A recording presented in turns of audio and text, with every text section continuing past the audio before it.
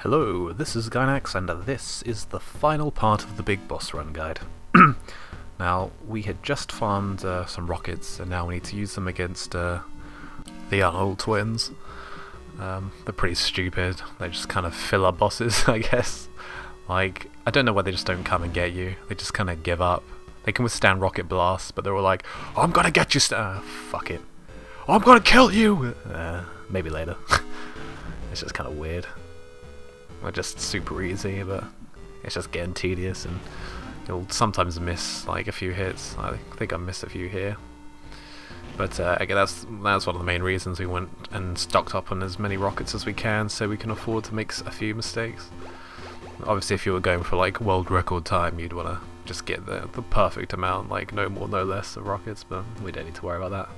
That gives us 11 more to go get Big Boss anyway. Yeah, that guard won't see if you just hug the wall, so don't worry about him. We need to phone the resistance one more time. You just gotta be careful you don't accidentally touch that guy just outside the door, because I did that a few times, especially when coming out. Yeah, make sure that the guard at the bottom isn't facing directly up at the door. It's quite tricky actually, you gotta just constantly like look at 3 different targets. It's you'll get used to it, it's always the same pattern, so punch him. Right, what's next? We are going to traverse the desert of scorpions, yes. The most annoying enemy in the game? I think so. Like, everyone talks about Snake in his crab battle, but it's all about scorpions in this one. Armies of them, thousands upon thousands, that will piss you off. I guess after that section on the rooftop, it's probably the second most annoying part, because again, it's very random, and sometimes they'll sting you, and sometimes they won't. Right, we're coming to the end soon, so we've only got a couple more segments left we need to do. Again, we just got to get past this desert, which we have to actually cross 3 times in total, because we need to get to building 3, back to building 2, and then again to building 3. So there is strategy you can use to get past these scorpions, which I'll share in a sec, but just want to point out, if you did grab those additional explosives in the room with like the, I don't know what to call that thing, the cylindrical spinny thing, where we got the rocket launcher ammo, then you don't need to grab those, I don't think. I'm just stocking up, making sure I've maxed them out. We'll need card key 7 to cross the desert with, but there's one thing you need to remember, is we need to equip the compass, because I always forget to equip the compass, and I just end up walking across the desert for like 8 screens and eventually get bitten. So yeah, if you want to keep like, the scorpions just kind of come at you at really strange angles. It's really hard to anticipate which way they're going to move. It's like every time they move, there's like a 50% chance it'll come towards you or not, and it's just, again, it's just all random luck. Sometimes they just spawn right on you, and you've got to be so careful. Like, I find this is the best tactic. You want to stay to the edge of the screen, and if one comes near you, stop and spray your machine gun bullets. In fact, in the MSX version, you can actually run and shoot a machine gun, but you can't in the Subsistence version. I've no idea why. It seems pretty silly to change, but whatever. Oh, see, I finished the run once, and I ended up getting the Eagle rank because I accidentally killed someone there. You've got to make sure that the guards don't walk into that bomb. It's really weird. Like, normally if you try and plant C4 explosives, they never ever want to come near the bombs, but that one, as soon as you plant it in the wall, they just, I don't know, they just want to kill themselves. It's really weird. But yeah, it's something to keep in mind, because you don't want to get to the end of the game like I did and, you know, find out you killed someone. When we get to the bottom of this floor, you don't want to save straight away, because we need to head straight back up once we obtain the card key. So no, not the card key, the scuba gear. So yeah, just save once you get back up to the top. At this point, you should have multiple saves you can revert back to. Like, every time you're saving, I hope you aren't saving over the same file, because that's just silly. Because now we're going to be getting quite close to the end time of 45 minutes. I think I was around 33 minutes at this point. I can't really remember, but no, that can't be right. I think I was 33 minutes when I came back here to fight Metal Gear. I think that makes more sense, yeah. But yeah, if you don't reach the final checkpoint really with any less than 35 minutes. You're not really gonna do it, so just keep that in mind. Well, I don't know, I guess you could. There's a lot of debate online whether or not the actual time in the credits counts or not, so whatever. When I finished editing this video, I'll put some timestamps on after each save point to kind of indicate what the time should be really when you save. When you're traveling across this desert, you'll get into these engagements with these soldiers, but you don't really want to get hit more than once each way, like, because the more health you can spare, the better. Because I mean, it means you can get hit a few more times in the Metal Gear fight. So, but yeah, we're just gonna make our way back. You don't have to have the compass equipped. I guess you need to have it off. I don't know, but just keep the body armor on or something. Especially it comes in handy when you leave that building 3 in case someone does shoot you. Alright, so now we're gonna go up and kill Coward Duck. Dizzy Duck, I think he was changed to in this version. Yeah, there's a nasty pack of guards at the end of this this aqueduct. There's 4 soldiers, and you just gotta be very, very patient and just study this pattern. It's the only hard part of the segment, really. Well, next to the scorpions, just pay attention. Just see that guard on the right. He's gonna come. He's gonna turn to face the right, and that one will soon follow above him. So now we'll use our RC missile to bypass this bit without taking damage. I'll fired another one there. Don't know why I did that. We need to use one more anyway. Oh wait, no, I'm going to use them against the boss here. There is a much faster way to kill this guy, but usually means getting hit once. Although I think I get... Do I get hit? No, I get hit once, yeah. I don't know, I just find this method much safer, and a lot of the times I wouldn't get hit. Sometimes he'll throw his boomerangs and they won't touch you if you keep your back to the wall. I don't know, it's kind of random, but whatever. We've got enough health. We have enough health to defeat Metal Gear. Exit the screen from that spot exactly. Wait there.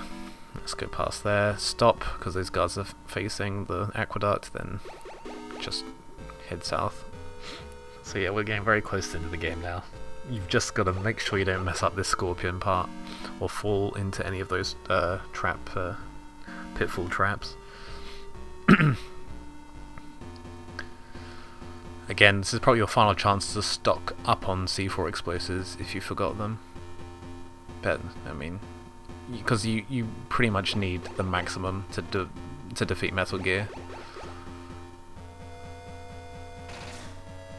I think you need 17 to kill Metal Gear, or 16, something like that, and you'll need 1 to blow up another wall later on. So, ooh, that one almost got me. That was close.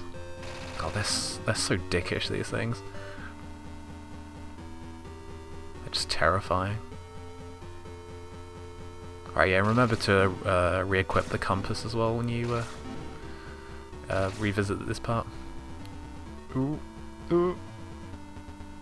Yeah, it's a nice little trick that, just to be able to switch screens. Yeah, before you enter the main gate, just head to the center of the screen so you've got less distance to run and it's easier to dodge the bullets. Oh, I say, as I get hit by a bullet. And this room is a bit of a pain as well. I mean, you don't really want any less health than this, because if you can use a tiny bit, because there's a gas chamber just before the electrified floor before Metal Gear, like, if you can use the ration exclusively to walk across the electric floor, then that would be best, really. So yeah, we're just going to head down to the bottom floor and save. This is the last save point of the game. We're almost at the end. Another reason for having multiple checkpoints is so if you feel like, when you beat the game and you get your rank, you can, and you do have a kill, again, you can just revert back to it. I mean, it was handy for me because I recorded all my footage and I could just go over everything that I did, and I did find that one kill where I'd accidentally blew that guy out with the C4, so I don't know, not everyone has capture equipment, but again, it's just handy to have multiple saves. And those lasers are pretty easy to dodge, just keep running. That's something, again, they changed in the MSX version. In the MSX version you had to take damage from those lasers, but in this one you can actually bypass them, which is nice. Final gas chamber of the game. We'll watch out for that trapdoor. It's really weird, you have to use keycard 1 here. It's like annoying. The first time you go through this and you're in this gas chamber, and there are, oh, by the way, there are mines in this room. So again, just look online for a layout of the mines, just study it and you'll be fine. Here's the electric floor, and this is the one time we're going to use the rations.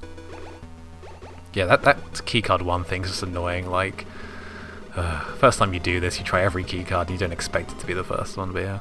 Right, so this fight takes a bit of practice to get the hang of, but once you've got it down, it's so easy. Like, because you probably will mess up Big Boss a few times just because you'll be under the pressure of just, you know, you'll get to him and you'll be like, please, I just want to kill you, and if I mess this up, then I'll have to go through all this shit again.